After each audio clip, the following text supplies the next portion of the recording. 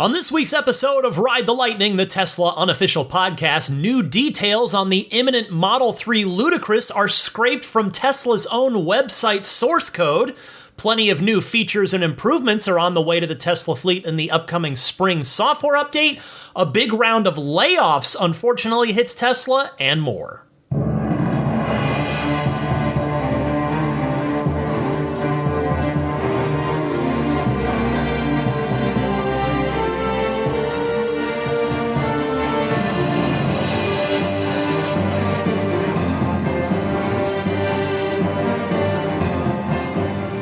What's happening, friends? I'm Ryan McCaffrey here alongside a snoozing Daisy the Boxer. This is episode 455 of Ride the Lightning. It's your weekly Tesla unofficial podcast, and it's a busy week. This episode hitting on April 21st, 2024.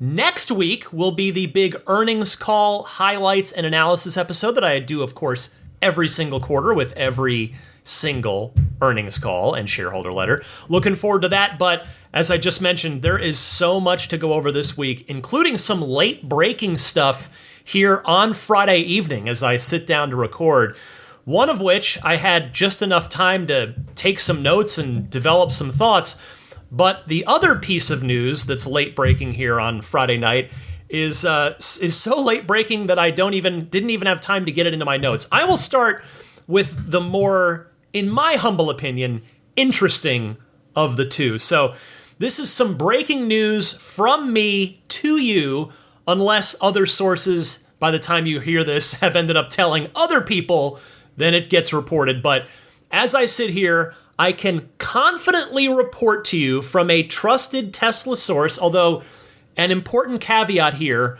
I cannot 100% confirm this as of yet, but I can confidently report that Quicksilver paint is coming to North America. So I'm told that we can expect to see Quicksilver cars on display at some, not all, some Tesla stores soon. It is possible that this is going to get announced on Tuesday, which is when the earnings call is, but that piece of it, that speculation, is purely my own speculation. That is not coming from a source. I just figure this has got to be imminent if my source has heard this and is passing it along to me. So if this proves to be true, I went back and checked here. I believe it would be the first time that Tesla has added a paint color rather than replacing one. In other words, going from, in this case, it's going to be going from 5 paint colors to 6. This will be the first time that Tesla has added a new paint color since titanium silver metallic in 2015 for the S. That was the last time. It even predates the Model X.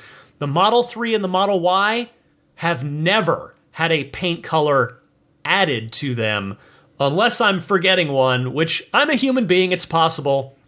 But I did go back and check this, and I am pretty sure that that's correct. So this would be awesome. We would finally get another color, 6 colors, still on grayscale, which personally I would like to see more vibrant color rather than shades of grayscale.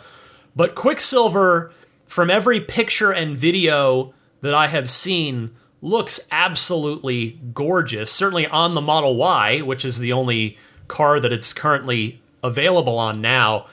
But I would love to see this. Now, I guess all it took for Tesla to finally start giving us some more choices and easing up a little bit on their laser-focused quest to minimize options to make the manufacturing process as easy and streamlined as possible was for demand to dip just a little bit. So if this proves true, and I'm very confident in it, we'd been told that only Giga Berlin and its advanced paint shop could do Quicksilver, which then begs the question, have the Texas and/or Fremont paint shops been upgraded? Or are we here in North America going to get a lesser version of Quicksilver that doesn't have as many layers or as much depth or brilliance or what have you? Either way, it certainly leads to the next question of, well, could we maybe get Midnight Cherry Red also added at some point too? Because they're not going to replace Ultra Red. If they did decide to do Midnight Cherry Red over on this side of the Atlantic Ocean, it would be in addition to, not in replacement of. But food for thought. But for now, Quicksilver coming to America would be super awesome. I would be thrilled. Again, not only because it very much appears to be a gorgeous color in the pictures and the videos, but if it comes to Fremont, because I do want to caveat that, or at least call that out, in the sense that it's possible that Tesla might say this is only a Model Y color, because that's what it is in Europe. I don't think they would do that, or if they did, it would probably be because of a technical limitation in the Fremont paint shop, and therefore, if you ordered a Quicksilver Model Y, it would be a car produced in Texas. But I think it's more likely that it would, if it is coming, it's going to come to both Fremont and Texas. And if that happens, it means it wouldn't just be the Model Y, but also the S, the 3, and the X. So Giga Berlin only builds Model Y, so this would be the first time that any of the other painted Teslas get access to Quicksilver. And I would love to see Quicksilver on the sedans. Have you seen a silver metallic Model 3? They were only made for the first just over a year of production, which, given that at the beginning of production, that's when production is slowest, it's really not a lot of cars. I see them from time to time here in the greater San Francisco Bay Area, and meaning like on a semi-regular basis. Like they're around, but they're not, of course, at this point in time, nearly as common as any of the other colors. But the Model 3 looks nice in silver. The original stage car alpha prototype was a custom silver that was gosh knows how many layers and paint stages.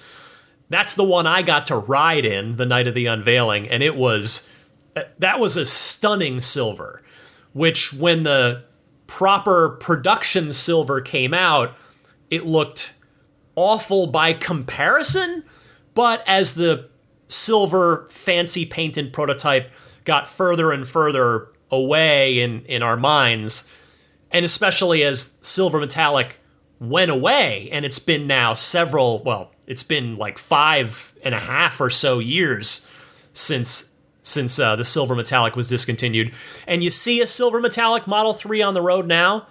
It's a nice looking Model 3 because it's a if nothing else, it's kind of refreshing because you're used to seeing the white Model 3s, the midnight silver metallic Model 3s, which is now stealth gray, the multi-coat red, and the blue metallic. So seeing a silver metallic from 2017, 2018 model year, seeing it now it's welcome. It's like, oh, there's a color I don't see every day.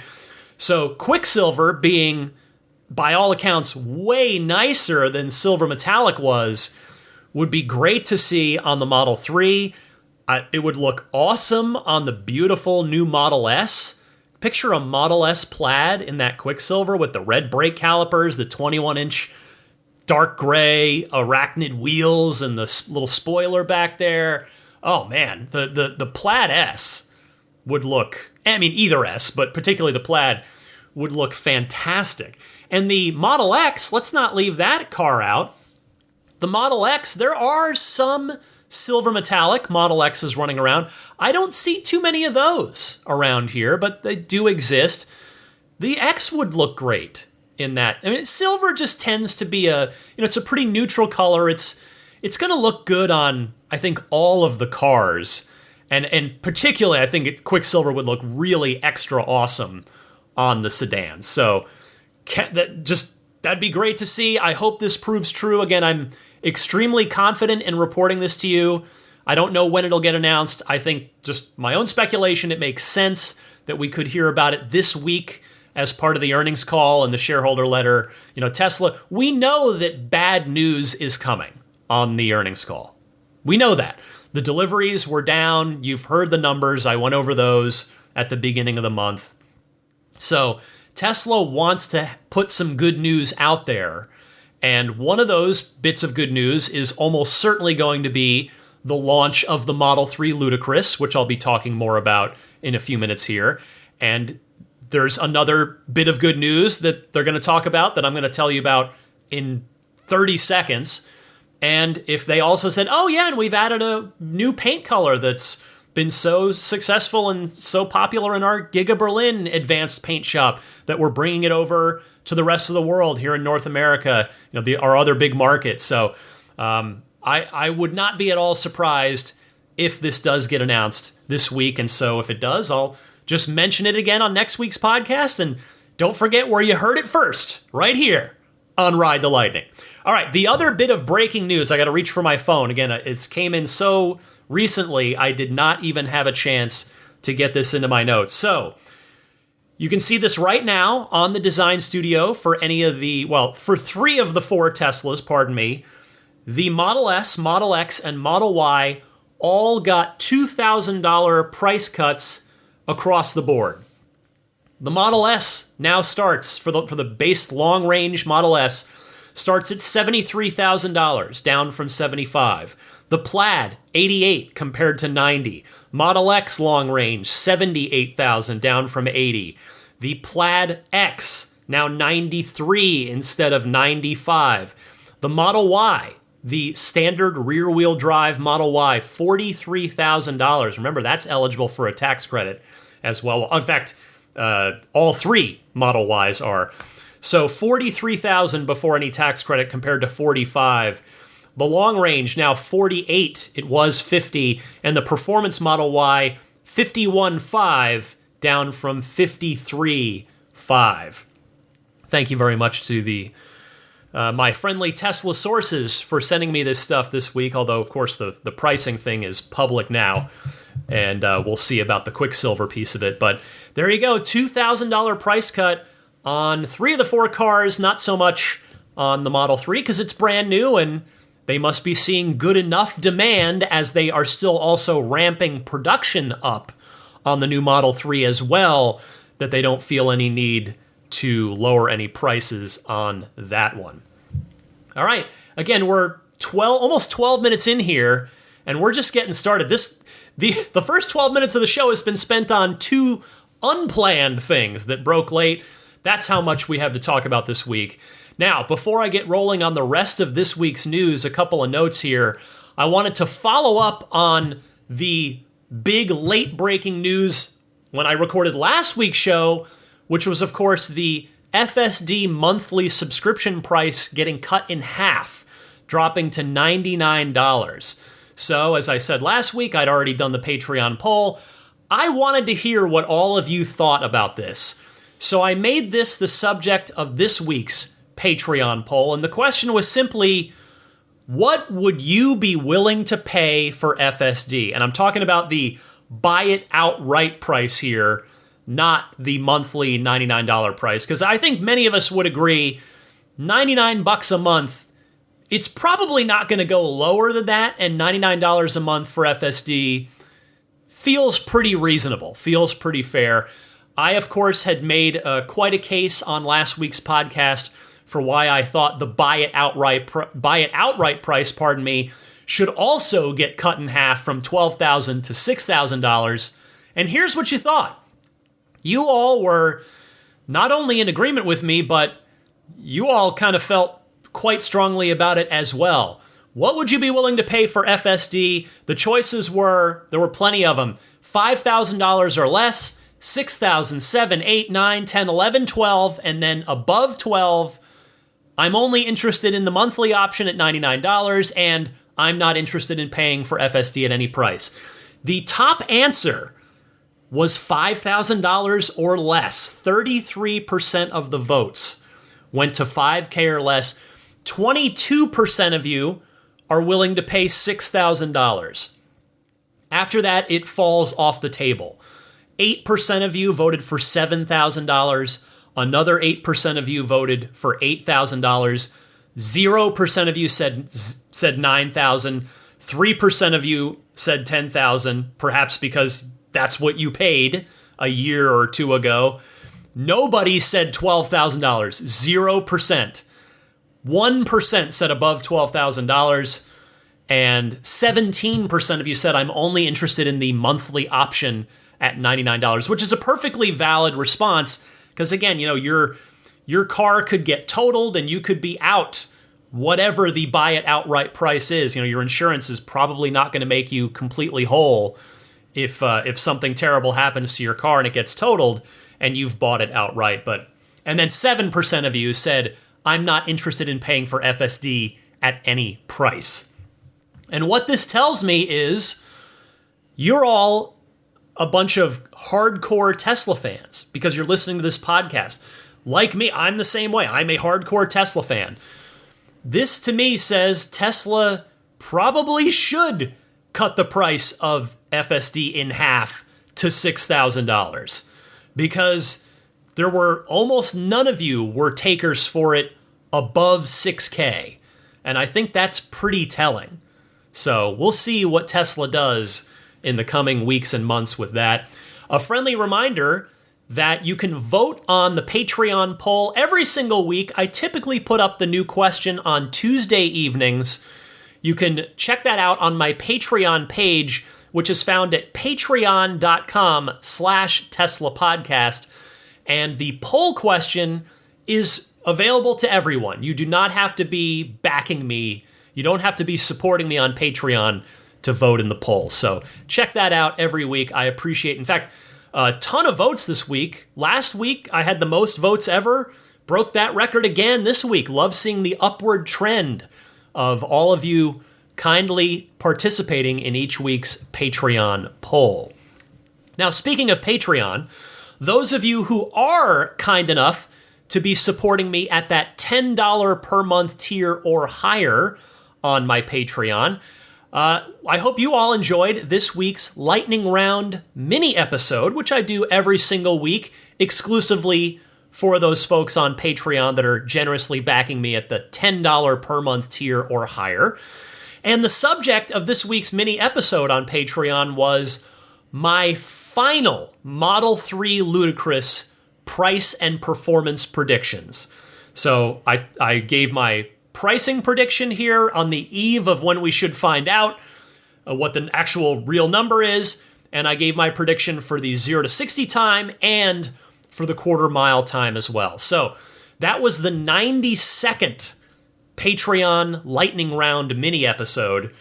If you join the Patreon at that $10 per month tier or higher, you get access to all the new ones that I make each week, and you get access to the entire back catalog of them, which, as I said, is nearing 100 of them now. It's a lot of content up there. If you see it in your heart at some point to support me on Patreon again, head on over to my Patreon page to learn more at patreon.com/Tesla podcast.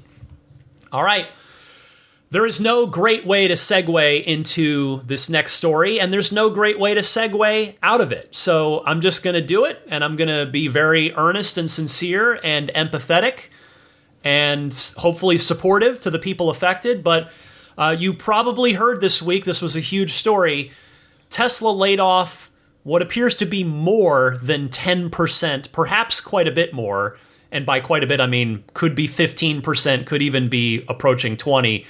But more than 10% of their entire workforce. So I woke up to this news on Monday morning from a text from a Tesla employee friend of mine, which certainly is not a great way to start the week, but it sure as heck isn't nearly as bad as waking up to this for the folks who were affected and who lost their jobs this week. I want to start by reading you the memo that Elon Musk sent out to the entire company. It read, "Over the years, we have grown rapidly with multiple factories scaling around the globe. With this rapid growth, there has been duplication of roles and job functions in certain areas. As we prepare the company for our next phase of growth, it is extremely important to look at every aspect of the company for cost reductions and increasing productivity. As part of this effort, we have done a thorough review of the organization and made the difficult decision to reduce our headcount by more than 10% globally. There is nothing I hate more, but it must be done. This will enable us to be lean, innovative, and hungry for the next growth phase cycle. I would like to thank everyone who is departing Tesla for their hard work over the years. I'm deeply grateful for your many contributions to our mission, and we wish you well in your future opportunities. It is very difficult to say goodbye. For those remaining, I would like to thank you in advance for the difficult job that remains ahead. We are developing some of the most revolutionary technologies in auto, energy, and artificial intelligence. As we prepare the company for the next phase of growth, your resolve will make a huge difference in getting us there. Thanks, Elon. So, this hurts no matter which way you slice it. This isn't the first time that Tesla's had layoffs. There was a round of them just 2 years ago, 2022. But this is, I'm very confident, the biggest wave that Tesla's ever had of layoffs. I remember, I remember at least one of these. A good friend of mine, a very, very good friend of mine, was affected by one of the last bigger ones in 2018. This time, I'm just personally very lucky and grateful that the person who texted me wasn't impacted. So that was at least some good news here in my life, just my relationships with people that I care about. Now, as Tesla has grown so much over the past decade, this one feels worse. It's not just that it is worse, it feels even worse because I know it's just almost silly to say, but it's just simple math. 10%, and again, it's really more, 10% of a 140,000 person company, which is what Tesla was up to, that's over 14,000 affected people.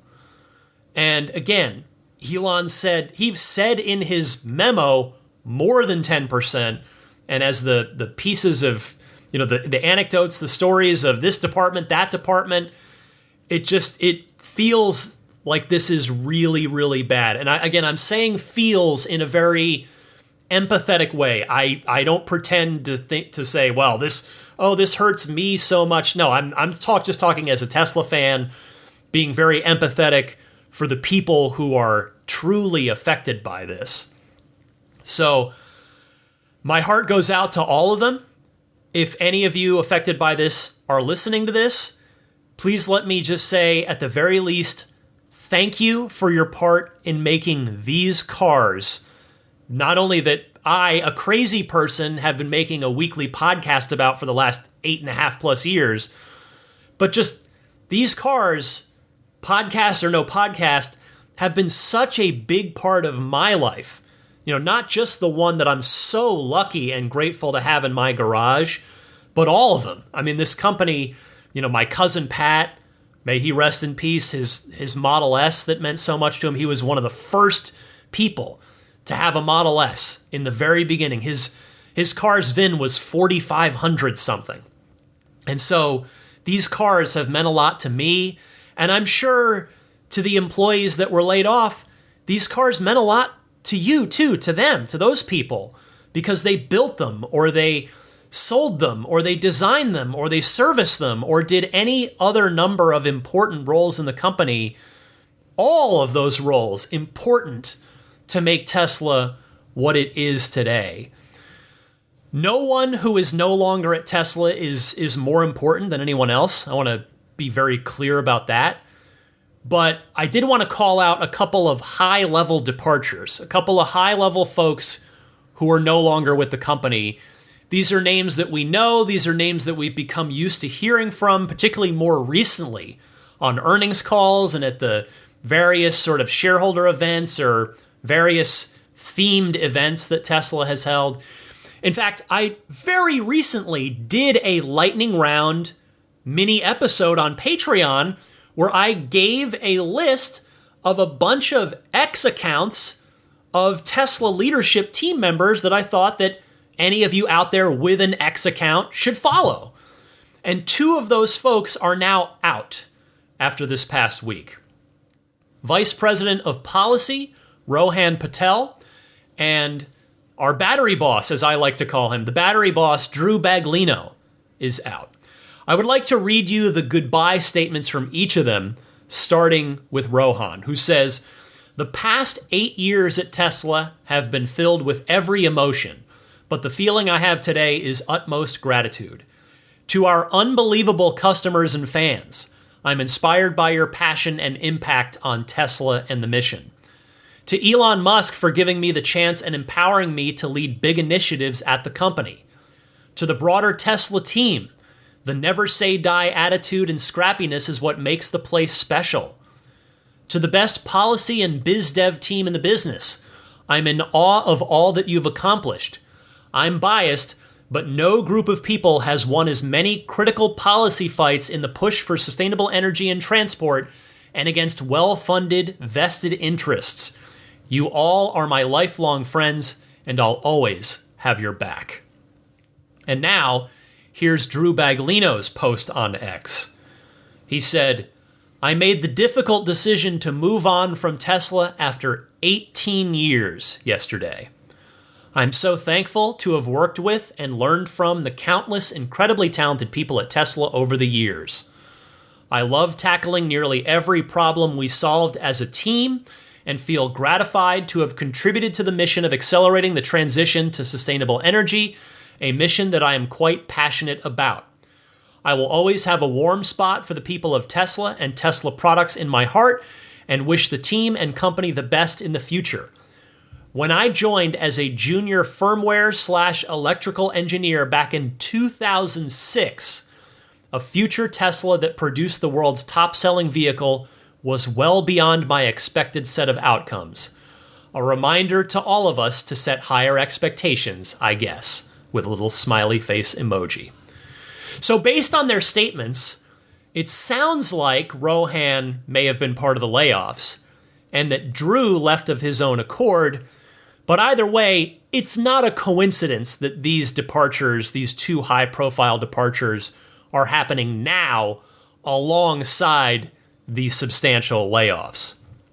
Even if either one of them was voluntary, a voluntary departure, it was, and I know maybe this is unfair speculation, but it was, I would suspect it was more than likely requested that Elon and upper management said, "Hey, we're cutting 10% plus here. We're going to need, whoever wants to go, you're encouraged to go with no hard feelings." And Drew, for whatever his reasons for that, chose to take them up on that.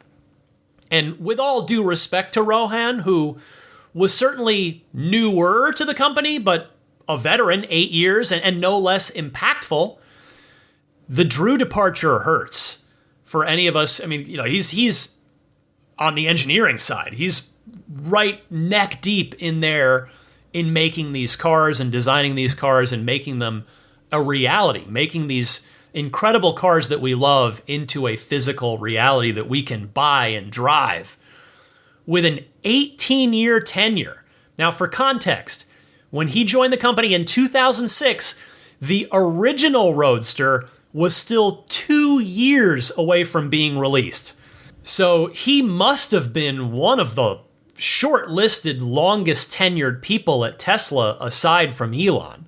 I mean, he predated Franz von Holzhausen at Tesla, which means that while I can't say for sure that he had maybe the actual longest tenure there of anybody not named Elon, I can say that I don't immediately, off the top of my head, know of anybody else who'd been there longer.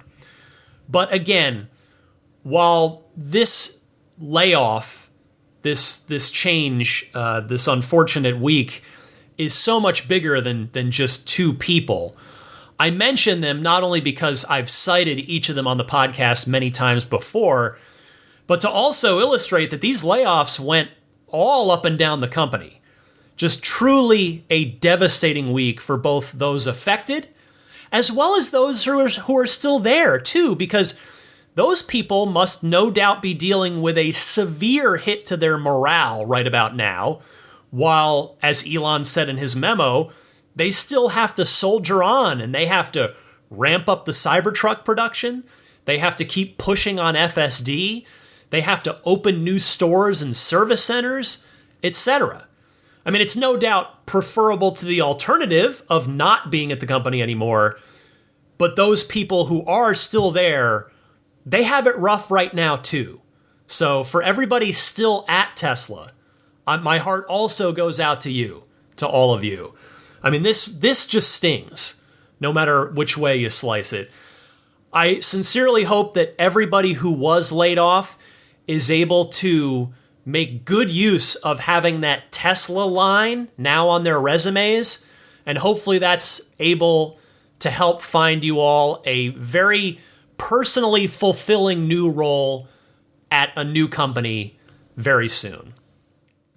All right, well, again, no good way to segue out of that, but while we're on the subject of bad news, here is some less bad news than 14,000+ people being laid off, but bad news nevertheless. Tesla has issued a recall for all of the Cybertrucks delivered so far.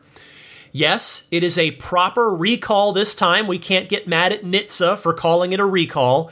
It's not a software update. It is a proper physical recall. The issue here is a potential safety issue related to the accelerator pedal in the truck. So last week, there was a stop sale while this was discovered and it was investigated, meaning that nobody could take delivery of a Cybertruck for about 5 or so days, give or take. The problem, fortunately, has already been resolved in the trucks that haven't been delivered yet. But the trucks that are out there, and it turns out, because of this, we learned that there are 3,878 delivered Cybertrucks. Thank you for that information, NHTSA. Those will need to get retrofitted with the repair. So, you're probably wondering, well, what's the problem with the accelerator pedal? It turns out that the accelerator pedal cover could potentially separate from the base pedal itself, slide forward under the movement of your foot as you were to press down to accelerate, and then that now elongated piece, and effectively an elongated accelerator pedal between the two pieces, could wedge under the front lip of the pedal box, sort of under the carpet trim there, pinning the accelerator pedal down. So if you are a Cybertruck owner out there right now, just keep in mind that in the unlikely event that anything would happen here, that anything would happen to you, because nothing's happened so far, just keep in mind that all you have to do is press the brake, and the brake will override the accelerator. Now, the fix for existing trucks appears to involve an extra rivet attached to the bottom of the pedal. I saw a picture of it online, and I would respectfully say that it's a bit crude. I get why. Tesla needs to just get the get these trucks sold and repair the ones that are out there. I have no doubt that a cleaner fix is coming to production. In fact, Tesla says they've already sorted it out. Now, as to the reason behind this, why did this happen? Tesla says the issue arose after a, quote, unapproved change introduced lubricant, parentheses, soap, to aid in the component assembly of the pad onto the accelerator pedal. So, sounds like that wasn't supposed to be done that way, and it was, and now it's come back to bite them. Now, I don't want to downplay this, but since the good news is there hasn't been a single injury or accident reported as a result of this, I'd like to say that I'm just bummed out that this happened because, and the reason for that is because I think all of you would agree that because Tesla in general and the Cybertruck very specifically is such a lightning rod for anybody, for anyone and everyone. We've seen it, of course, over the years, a million times over. It means that this accelerator pedal recall it's going to follow the Cybertruck around for a long time. Like, a long time.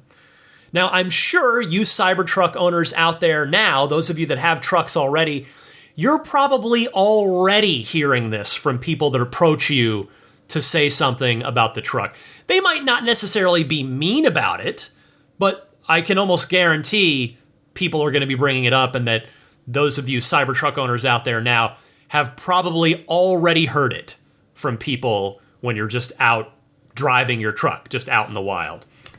So that's a bummer, but there's also nothing we can do about it. There just isn't. That's just the reality. There's nothing we can do. This happened. Tesla caught it. Nobody got hurt. I guess that's all I would say is, if you're wondering what to say to people as a Cybertruck owner who may mention this to you, just say, yep, Tesla caught it. It was nobody got hurt. There were no injuries. There were no accidents. And it's all sorted out now. And just leave it at that. So that would probably be what I would say if I were a Cybertruck owner. But you can certainly handle the situation as you feel best appropriate should someone come up to you and ask about it. But the most important thing is not the reputation or the fact that it's going to haunt the Cybertruck for a while. I'm just glad it was found and it was fixed without any injuries or accidents. That is far and away the most important thing. Before I continue with what is, in fact, the headline story this week, I want to mention, of course, this week's Ride the Lightning continues to very kindly be brought to you in part by Accelerate Auto and their XCare extended warranty service and policy, I should say, not service really, policy for your Tesla. Remember that it's the cool thing about the XCare policy, and I have one myself, is that it's totally customizable. You could match the one that Tesla offers, which is 2 years, 25,000 miles of extra coverage. Or you could customize whatever you want up to 10 years and up to 125,000 miles after your factory warranty is up. XCare can also be purchased for any Tesla. Doesn't matter if you bought it from Tesla or from someone else. And XCare not only offers the same $100 deductible and 24/7 roadside assistance that Tesla's extended warranty does, XCare also offers rental reimbursement and trip interruption coverage, which Tesla does not. So check them out. There's a $100 discount available to listeners of this podcast for whatever policy you decide to purchase. So check them out. The website is accelerateauto.com/xcare, which is spelled a little funky. It's XCELERATEAUTO.com/XCARE. And that $100 discount code is Lightning. So type in Lightning in the discount code, the promo code there, for $100 off your purchase. Sadly, with the exception of Florida, it's a state law thing. But everywhere but Florida, get that $100 off by using the discount code Lightning. All right, back to the news. And the good news is we're done with the bad news. We're back to more fun topics like this one. New details on the Model 3 Ludicrous have been found where? Not leaked somewhere, but instead in Tesla UK's own Model 3 design studio source code.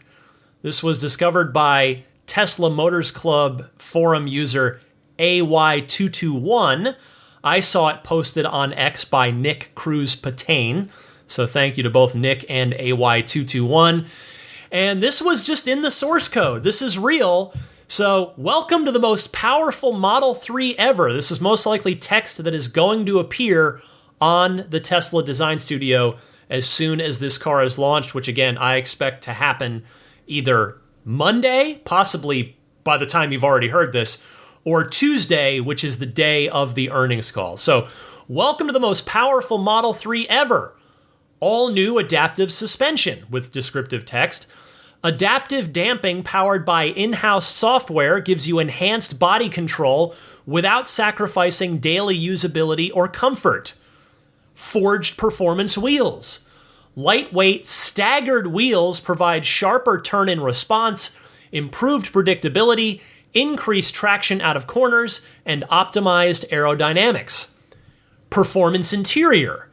All new seat design with enhanced side and cushion bolsters hold you in place, while ventilation keeps you cool. The lightweight carbon fiber decor and refined weave pattern is unique to Model 3 performance. Hold that thought.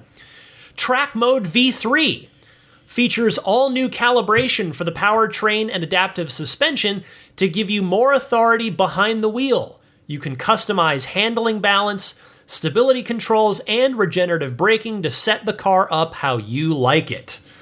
And finally, the latest generation driving mode integrates adaptive suspension controls with a performance-optimized powertrain to deliver more response and fun behind the wheel.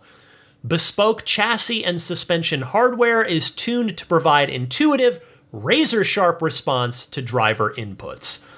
So again, this is as legit as it gets. It's from Tesla's own website.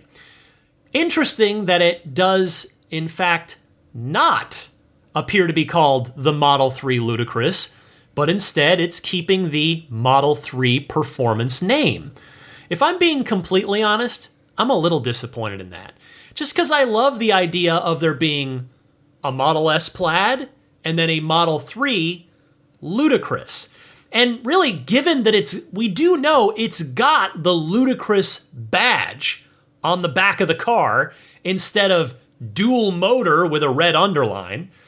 So the only reason I can think of for Tesla to not officially call it the Ludicrous is maybe because they don't want people that haven't seen Spaceballs or aren't familiar with Spaceballs thinking that Ludicrous is better than Plaid. Because it does occur to me, as a child of the 80s, Spaceballs is a cornerstone comedy for me. It is foundational comedy. It's in my bones. So because of that, of course, I know that Plaid is the fastest thing in Spaceballs, past light speed, past ridiculous speed, and past ludicrous speed. But I'm also getting old. Spaceballs came out over 35 years ago, so there is an entire generation of people, maybe 2 generations at this point, who probably have no idea why the Model S Plaid is called the Plaid, and might have no idea the difference between Plaid and Ludicrous, because you only have that context if you're familiar with Spaceballs, a 1987 Mel Brooks comedy.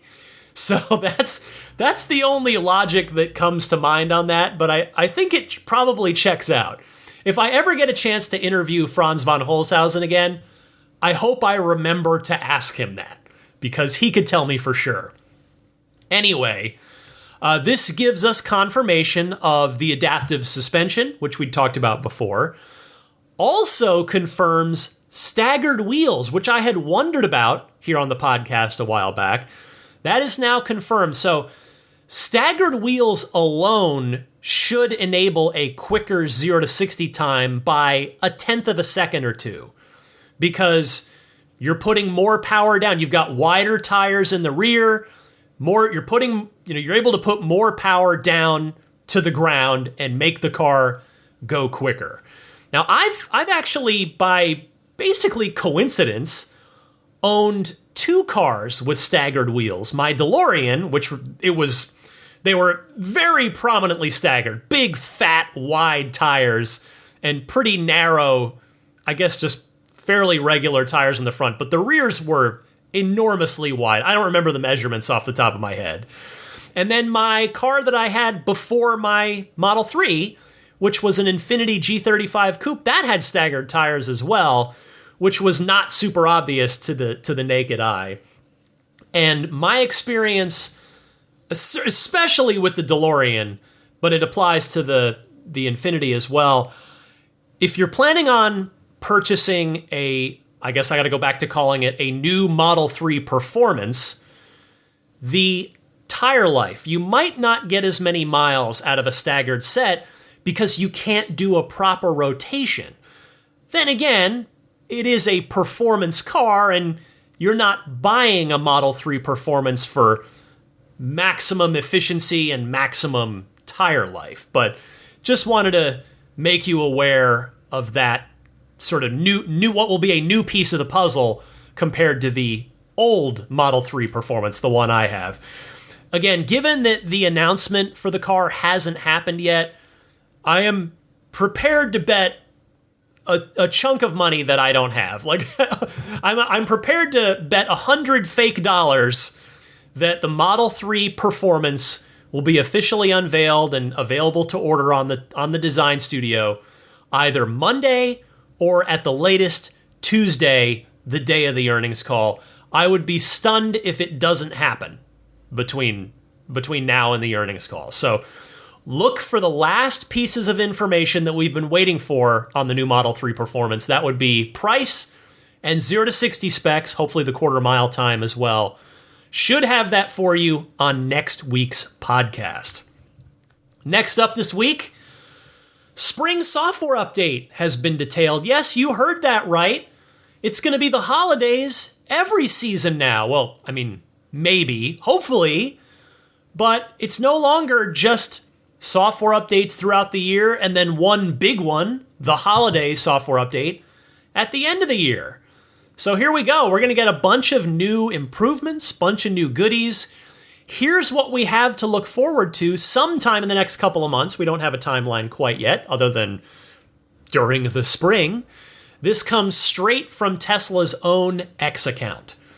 Visual updates, and these are only applicable to newer Model 3s and Model Ys that have the AMD chip, MCU3, as we colloquially call it. So my 2018, for instance, has the Atom processor, MCU2. I'm not going to be able to use this stuff. The switchover, gosh, I actually don't recall off the top of my head. It might have been either 2021 or 2022 was the switchover to the AMD chip. So anyway, if you've got the AMD chip, you will get immersive full-screen vehicle controls when parked, meaning it'll show a giant render of your car, similar to what the Cybertruck does. If you've seen any videos of, when you either put the Cybertruck in park or you first get in it, it shows a giant render of the Cybertruck that you can touch it and spin it around, and you can, on the Cybertruck, there's the little Easter egg where if you tap the front driver or rear passenger side window, it'll shatter, it'll crack, and it'll play the actual audio clip of Elon cursing, although they bleep it, when the window breaks at the Cybertruck launch event. Anyway, so you're going to get that immersive full-screen vehicle control when parked. You'll get large playback controls and quick access to recents, favorites, and up next in the media player. And you will get expandable autopilot driving visualizations with a smaller map in the top right for trip guidance. Again, very similar to the Cybertruck. You will also get, if you have one of the newer S's or X's, the refresh S or X from 2021 or later, Auto Shift Beta can now also shift between drive and reverse based on your surroundings, in addition to shifting at a park. So they're adding some more functionality there. Audible, for those of you that like audiobooks, Audible is now available as a native media app, or it will be in the spring update. You can now sync your Spotify queue across vehicles and devices and adjust playback speed. Hands-free trunk, meaning if you have a new S or X, even though the old S and X had it, but this is only applicable to 2021 and later S's and X's, as well as the upgraded Model 3.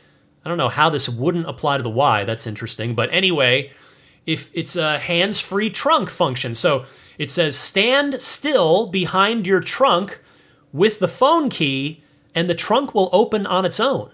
So if you've got your hands full with stuff that you want to load into the trunk, presumably the phone key can just be in your pocket, and if you're close enough and you just stand there still for a few seconds, the trunk will go ahead and open. That's pretty cool. Now, the next feature here, preview a brief clip of Sentry Mode recording on your phone if the alarm is triggered by pressing and holding the notification on your phone. It says available in select countries. And then 2 more things for, again, just new S's and X's, increased regenerative braking on the highway.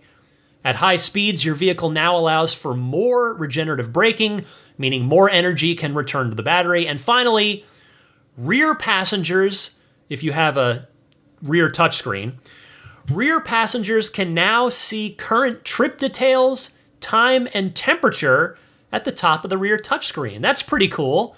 So if your kids are asking you, are we there yet? Well, they don't have to ask anymore. They can just look at the screen. That's a nice touch. I like that. For me, though, the feature out of all these that stands head and shoulders above the others as the coolest and most useful one is being able to preview that Sentry Mode clip on your phone. That is awesome. Now, it says if the alarm is triggered. So I don't know if that means, I have to take it at face value. And if it's just if it just detects motion, then it's not going to push that to your phone. It would have to actually be if the alarm on the car is triggered, meaning someone's breaking into your car.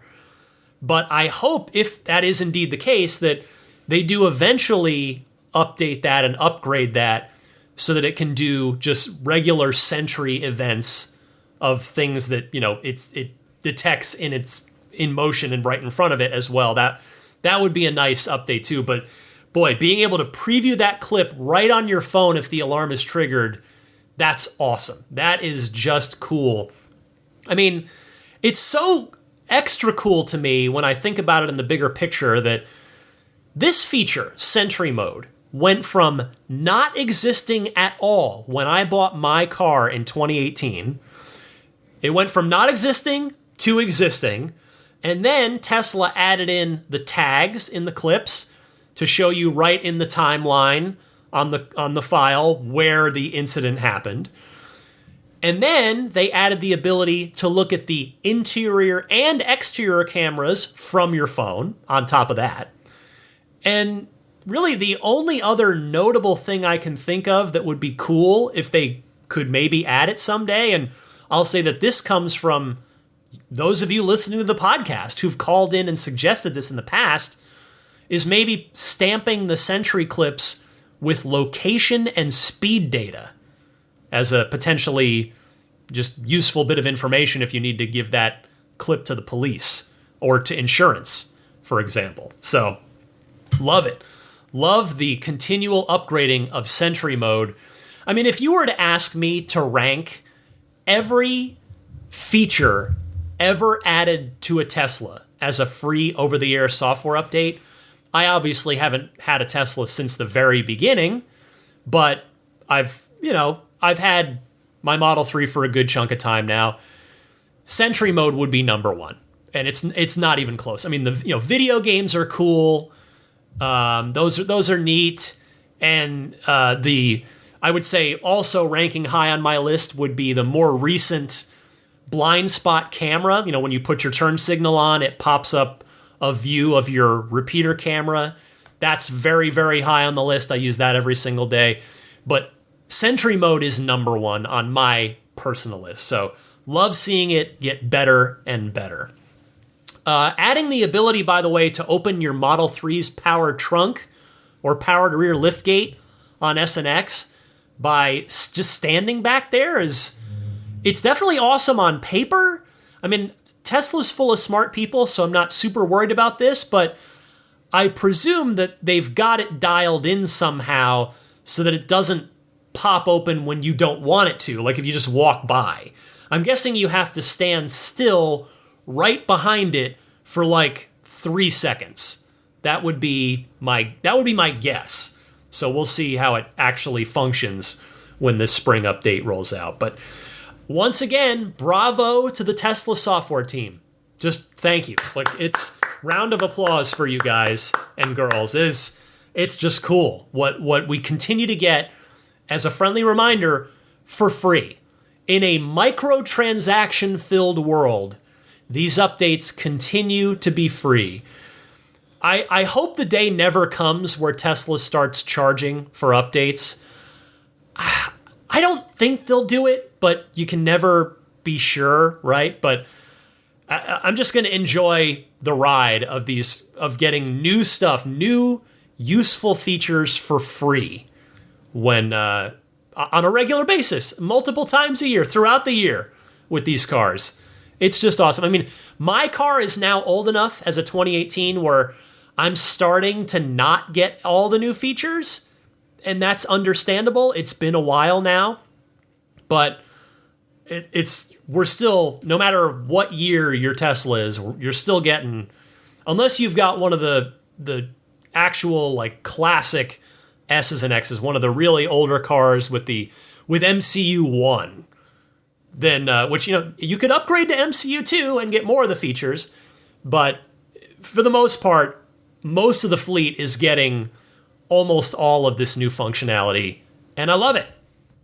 All right, I've got 2 more stories for you. Been talking for almost an hour already, but I'm not done yet. The Anaheim Police Department has launched a Model Y police cruiser pilot program built by my friends at Unplugged Performance. I saw this on the Anaheim Police Department X account, and they wrote, "Tomorrow is today. Anaheim PD is supercharging the law enforcement profession and is leading Orange County with a pilot program to test the Tesla Model Y. The goal of the pilot program is to ensure the agency is equipped with enough police vehicles to properly serve the community and determine if the Model Y platform is suitable for our new patrol vehicles.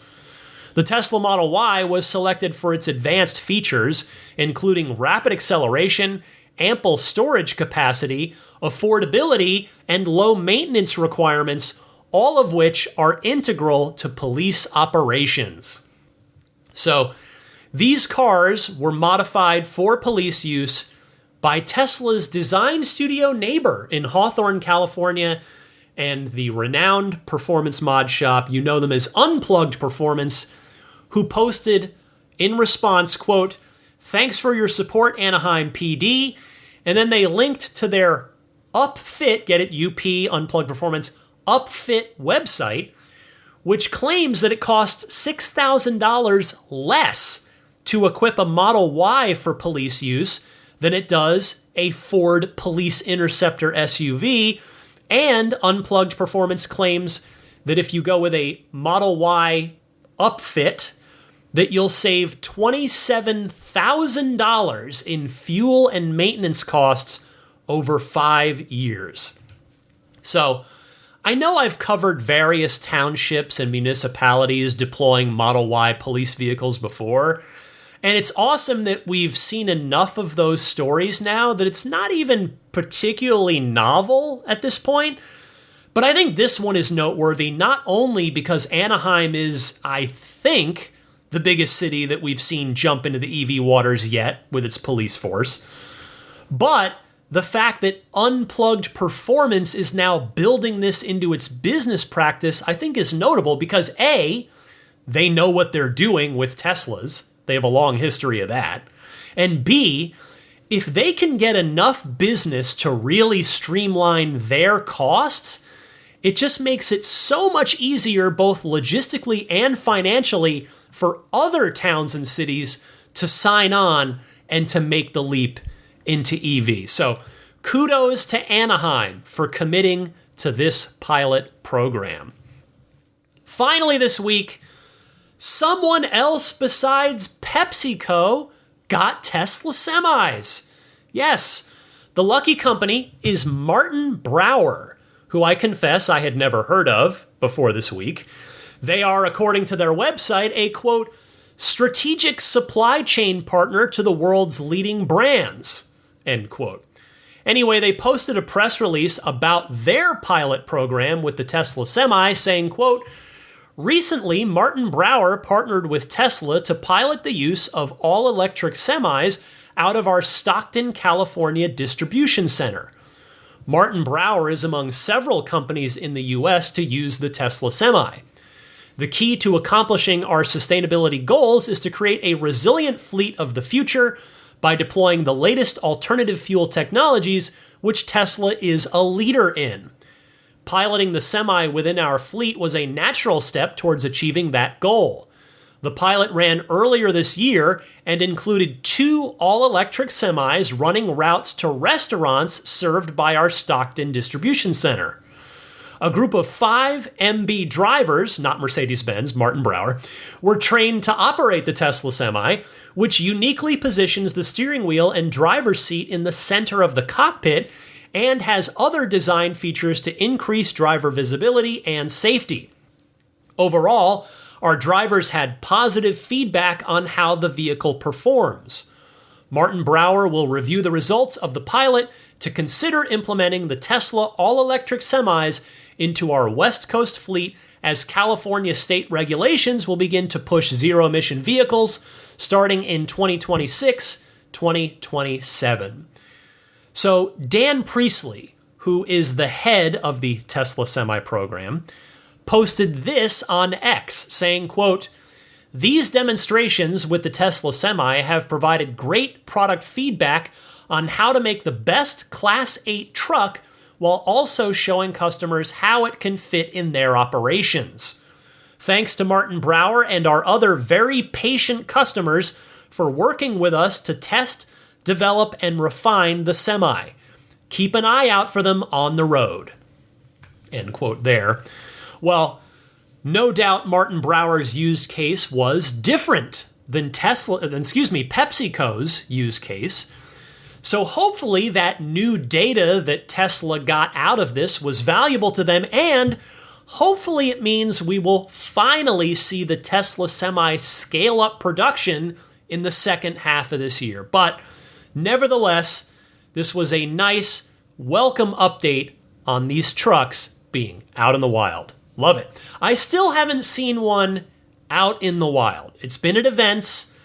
I told you about the recent Tesla Owners Club of Silicon Valley event that the Semi was at, and I got to sit in it. But I still, even living here in the Tesla bubble in the greater San Francisco Bay Area, I have yet to personally see one on the roads. Hopefully that changes soon. All right. That is everything I've got for you in an extremely busy Tesla news week. I will get to your phone calls next week, or actually next week's the earnings call, so we'll see. If not next week, the week after for sure. I've got plenty of your awesome calls queued up and ready to go, but you can keep those calls coming. If you'd like to respond to something that you heard on the podcast, if you've got a question, a comment, a discussion topic, feel free to call in.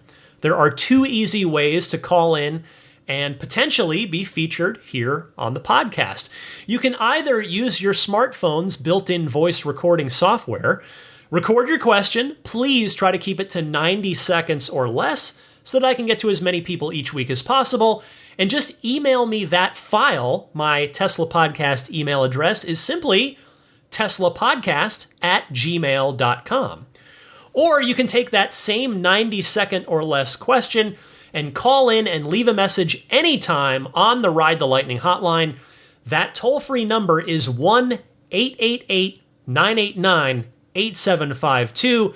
Again, that's 1-888-989-TSLA. And if you know someone special with an upcoming birthday, anniversary, graduation, or some other special occasion, you can give them a unique gift of recorded voices telling friends and family why they are special. The meetings can be podcasted, the recordings can be podcasted or put onto a keepsake. Visit lifeonrecord.com to learn more. All right, like I said, I'm not quite done yet. I've got your pro tip of the week and more coming up right after this. Hi, this is Franz von Holzhausen, and you're listening to Ride the Lightning with Ryan McCaffrey, the Tesla unofficial podcast. As for what Tesla stuff is going on with me, I felt good today. I was able to make a contribution to my Cybertruck savings account today, which I'm trying to do every month, just trying to build that up, trying to get a down payment ready for when general production finally does start, whether it's November, December for the 2025 model year or whenever. Quite frankly, If it's earlier than that, I'm not sure I'll be ready to go. I think that's kind of what I've been planning for is for it to be at the end of the year. We'll see, but it's still it's fulfilling. It feels good to take another step towards that goal. Let me give you another entertainment recommendation, and it's the same one as last week because this show was so good. Fallout. I finished it since I talked about this last week. Fallout on Prime Video was fantastic. So I'm extra recommending it again this week now that I've completed the show. Check it out. Enjoy it. I don't think you will come back and go, Ryan, I hated that show. I watched it like you recommended and I thought it was terrible. I don't think you'll say that. I don't think you'll come away with that opinion. Time for a pro tip of the week. Andy from Orangeburg, New York, with a good one here. Hi, Ryan. Andy from Orangeburg, New York, calling in with a pro tip of the week. As a Model 3 owner, a key card in your wallet is a must-have. Every Tesla owner knows that. For emergencies, if the phone is misplaced or battery's dead, you want to have your key card with you. Also, for valets, is a must-have. Now, when we purchased the Model Y, I ended up with 2 key cards in my wallet. Well, this is a tip for those multi-Tesla family households. When we purchased our Model X, a third key card in my wallet was just getting silly. Well, as it turns out, you can use any of those key cards and program it with other Teslas as well. So you only need to keep one in your wallet, which is very helpful. The only issue is the name that you give to your key card does not travel through the cloud profile. It is local to your car. So you just want to make sure you keep track of which one's which. Hope that helps. Great show. Have a good one. What an A-plus spectacular tip here, Andy. This will become personally useful to me once we're lucky enough to get our Cybertruck at some point. And I know there are plenty of folks out there who already have a 3 and a Y or some other multi-Tesla combination in their household that can put this to immediate use.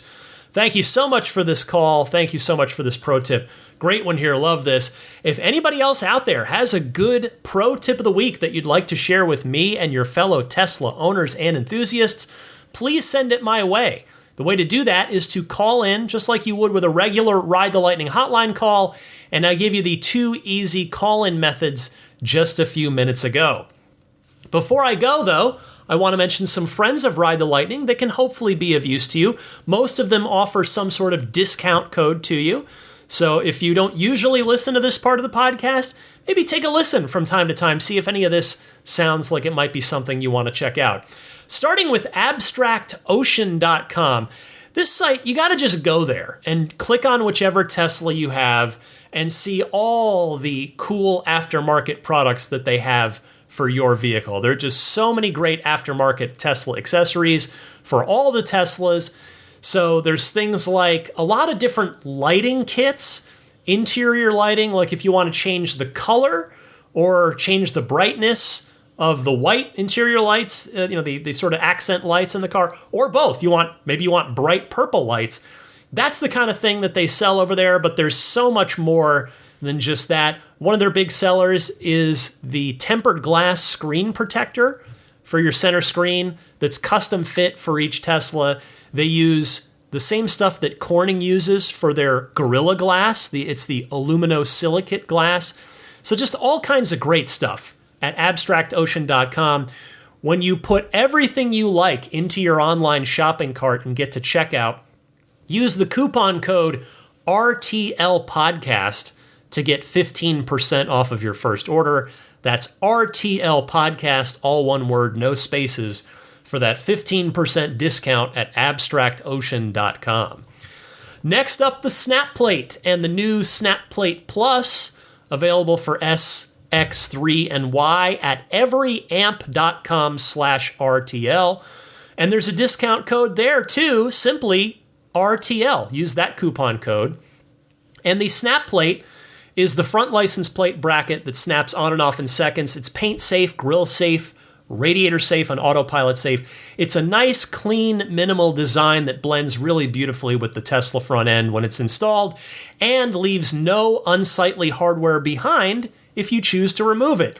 I love it because of the minimalism. That's what I'm really into. It's not some big, thick, unwieldy front license plate frame. No, it's like it's barely there. It's awesome. So check it out at everyamp.com/RTL. There's the regular snap plate that's safety optimized with breakaway features to sacrifice itself in a worst case scenario like a parking accident or a car wash. Maybe you want to go with the snap plate plus, which is strength optimized with hardened features for maximum strength. Both are made from recycled, made in the USA plastics with stainless steel reinforcements. Next is budgetsafesolar.com. I humbly encourage you to keep them on your short list of companies that you consider when you are shopping for your solar, for your home or business. I use them and it went great. Now I've got a fantastic 8 kilowatt system on my small San Francisco home roof that has been doing great. In fact, now that we're into spring and it's been sunny, I've been really starting to generate some power again here. I mean, what is it? It's mid-April. How did I do today here? Let me take a quick look on my phone. Was it cloudy at all? This will tell. Nope, it was mostly sunny today. 33.9 kilowatt hours today, which is certainly well more than I used even with the car, even after driving the car a bit today. So that some of that will go back to the grid and I'll see that money later, which is nice. So anyway, budgetsafesolar.com. They're available pretty well nationwide. They will partner up with a number of different local companies to get your solar installation done and done well and done properly. They do also offer home battery storage as well, including the Tesla Powerwall as well as the non-Tesla brands too. So if you want to do the whole closed loop system, you can now do that with budgetsafesolar.com. If you do choose to proceed with an installation of solar on your home or business, I humbly ask that you use the referral code RTL.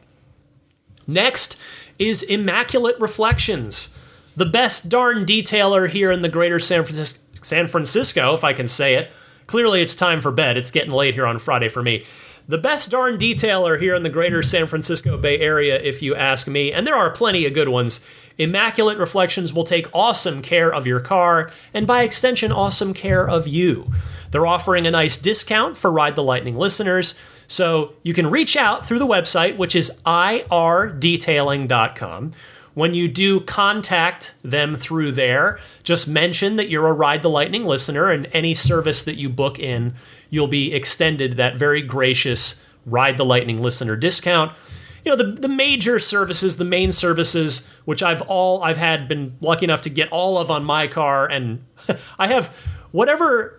I can't emphasize no regrets of spending the money to do this enough. It has been awesome. You know, the car is now 63,000 plus miles in, and coming up on 6 years. The car looks. I'm so thrilled with how my car looks. If I may humbly say, it still looks brand new, maybe even better than new, because it's had paint correction. It's got paint protection film. In my case, I'm crazy enough, I did the entire car. You've heard me tell the stories over the years. The paint protection film has saved my paint several times.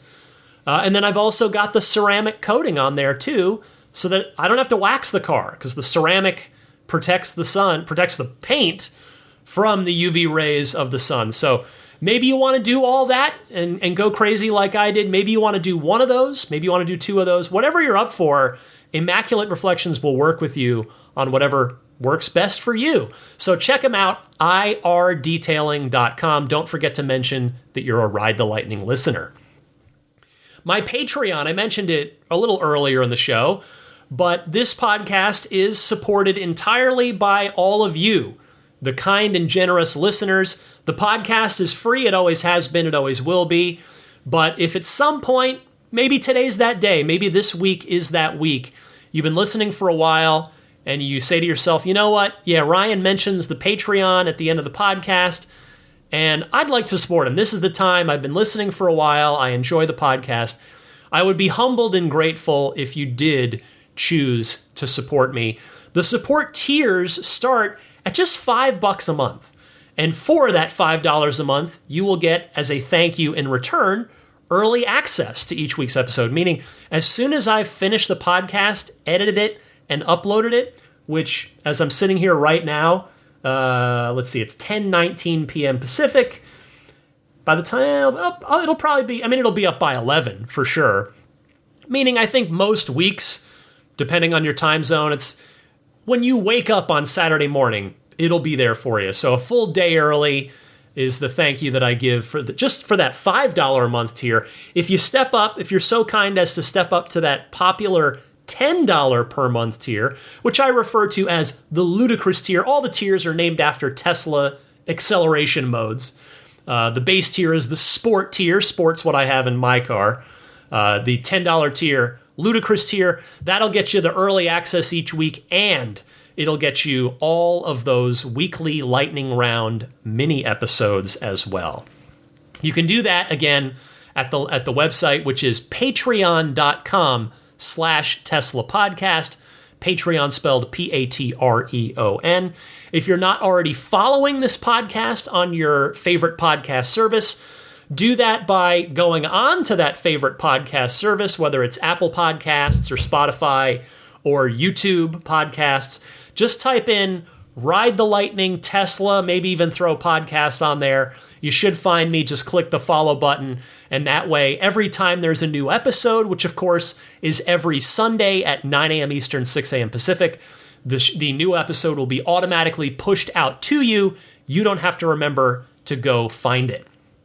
If you need a referral link, if you're buying a new Tesla and you don't have anyone else in your life that's got a referral link that you can use, you're welcome to use mine just so you make sure you get that referral bonus, which at the moment is that 3 extra months of free FSD.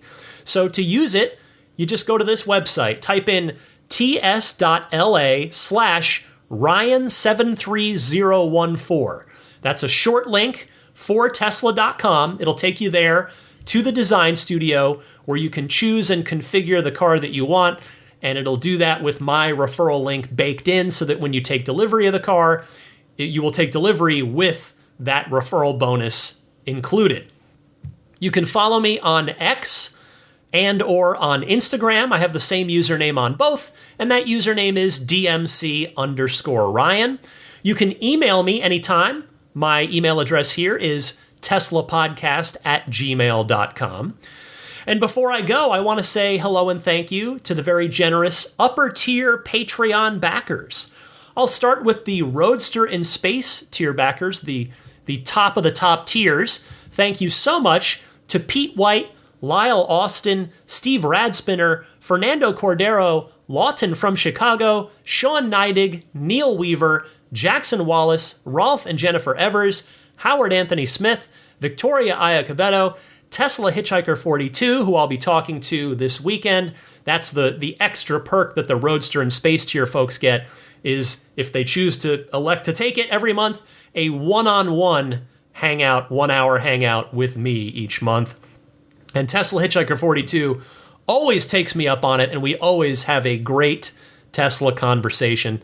Thank you as well to Carol Weston, Robert from near Philly, Kristen Rumble, American Home Contractors, and GetAmber.com.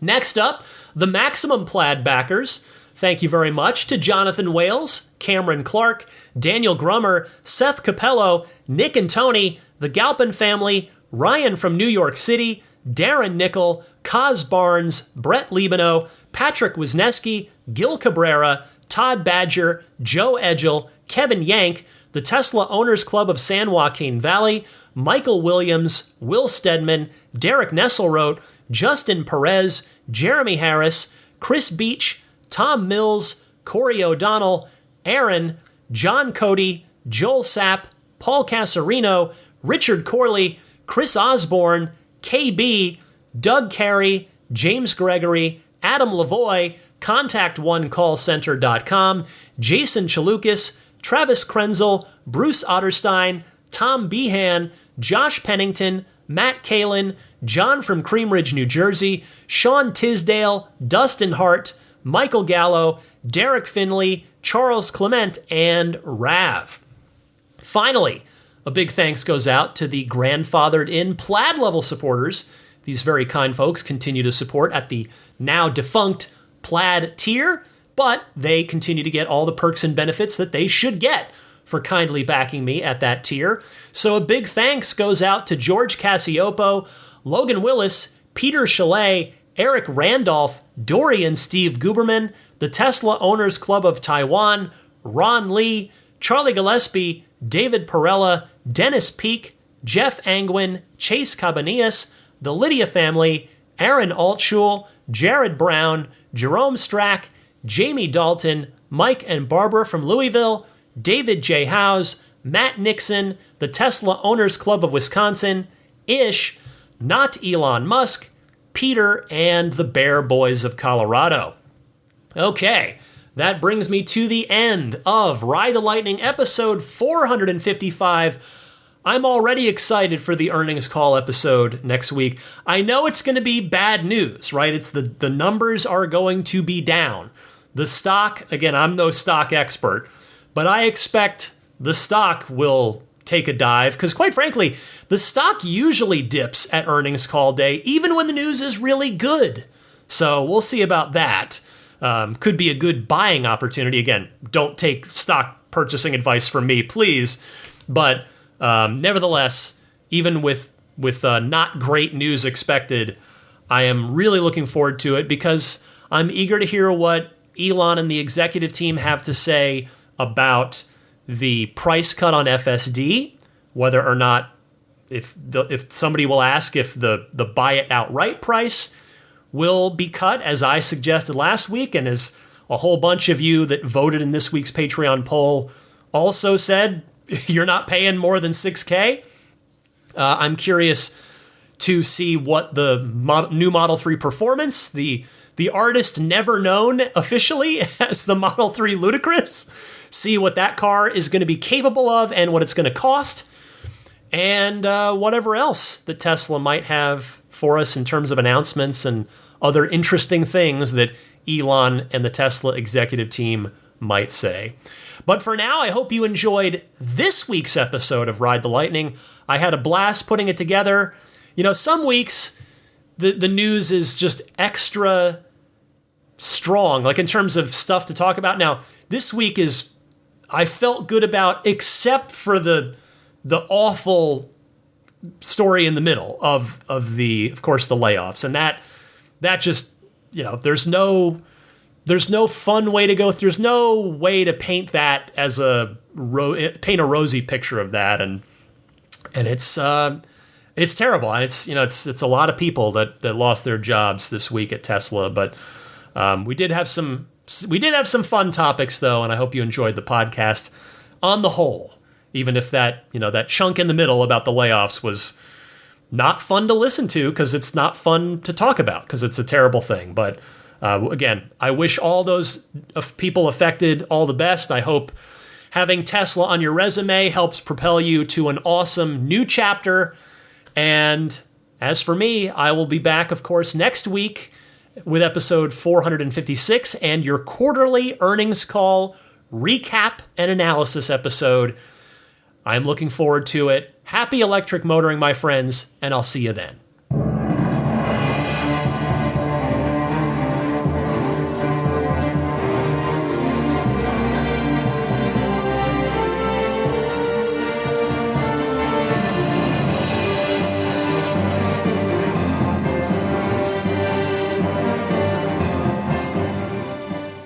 Elon Musk, people don't like Elon Musk. The guy founded PayPal and Tesla, and people are like, yeah, but he's a troll and a bad dad. I'm like, so was mine. He did nothing to fight climate change.